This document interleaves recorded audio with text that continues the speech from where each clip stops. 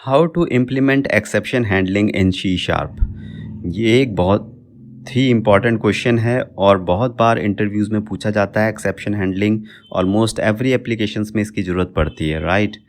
तो पहले तो हम कोड देखते हैं हमेशा की तरह, क्योंकि पहले मैं कोड से ही एक्सप्लेन करता हूँ।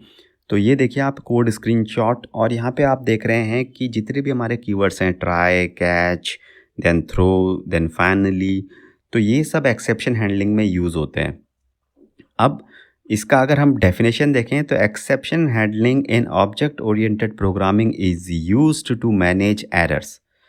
तो भाई ये सब ट्राई, कैच, थ्रो, फाइनली करते क्या है? एरर्स मैनेज करते हैं। मतलब कोई भी अगर आपकी एप्लीकेशन चल रही है और उसमें कुछ भी एरर आ जाए, तो आपको उसको क्या करना है? आपको उसको थ्रो करना है, आपको उसको मैनेज किस तरीके से करना है कि वो कुछ गड़बड़ ना कर दे आपके कोड में।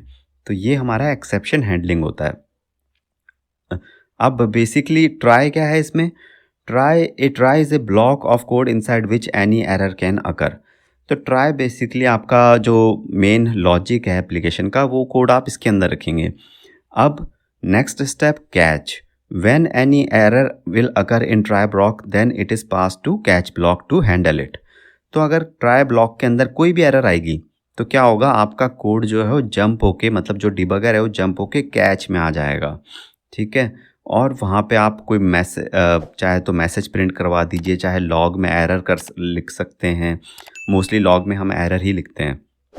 और उसके बाद क्या होता है कि finally the finally block is used to execute a given set of statements whether an exception is thrown or not thrown. इसका क्या मतलब है?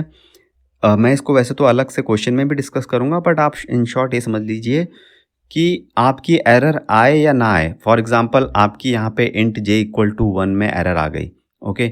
अब आपका इंट के तो एग्जीक्यूट हुआ नहीं क्योंकि एरर आ गई, वो तो कैच में चला गया।